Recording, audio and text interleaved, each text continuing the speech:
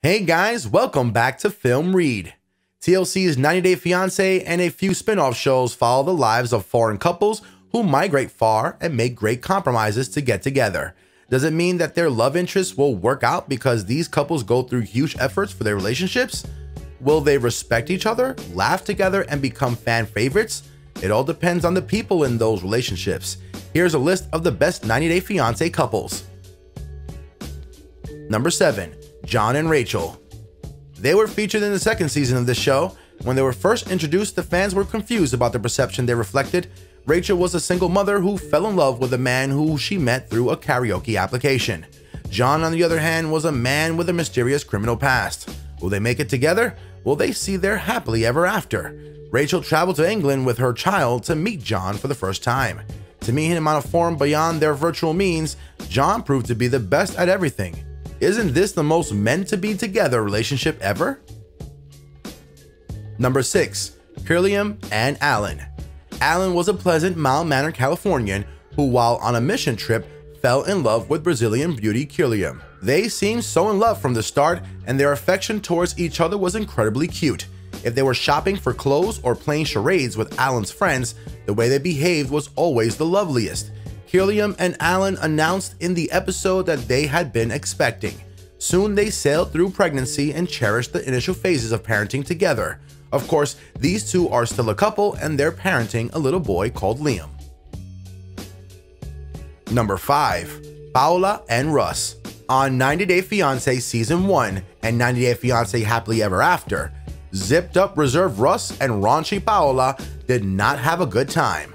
From seasons 1 to 4, they had challenging days and great fights, and they may have seemed too incompatible at some points to be willing to make a relationship work. There were conflicts about what Russ was thinking about the modeling career of Paola, drama with Paola's friend Juan, and disagreements about where they were going to be living. Still, how they worked through the difficulties and found satisfaction was what made these two so wonderful together. Number 4. Kyle and Noon.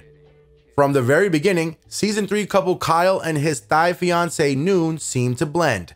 The way they hugged and cried at the start of their 90 days since they first met at the airport was adorable, and the way Noon supported Kyle when he spoke about his struggles with his parents demonstrated how much she cared of him. Certainly, during their relationship, there were a few conflicts the two ran into.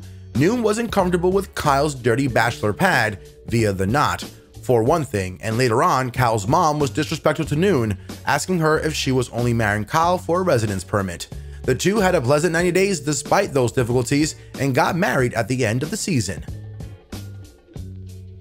Number 3. Evelyn and David.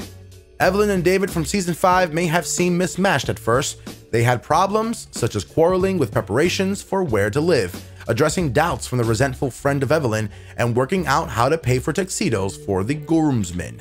Yet, the two always worked through them when these difficulties came up. It was evident by the time that these two got married via In Touch that they loved each other. They are all together today, and Evelyn kept singing, and David displayed his love for her when she was on American Idol.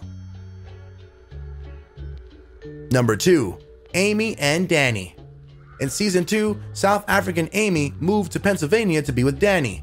The only major barrier faced by the people was the fact that Danny's father seemed to have a racial segregation problem. But by the time the couple appeared in the tell-all episode of Season 2, Danny's dad had seemingly changed his mind, and Amy's bond with her father-in-law was strengthening. "I never hated him for responding in that way," Amy said, "and I think the way we responded was just that. You know what? We can be the ones to teach you that something is different." As of this writing, Danny and Amy are still together and are busy managing 2 wonderful babies. Number 1. Lauren and Alexi.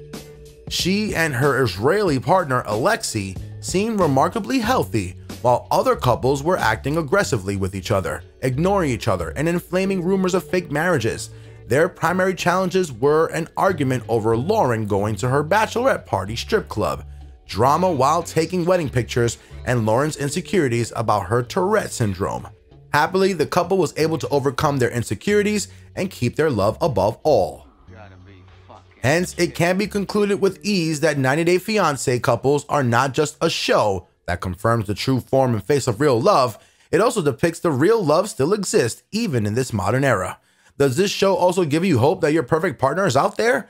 Does this show tell you that no distance or obstacle is big enough to wedge a concrete barrier between two lovers? Watch it further to absorb all the love. Anyway, be sure to leave a like on the video if you enjoyed it, and we'll see you guys in the next one.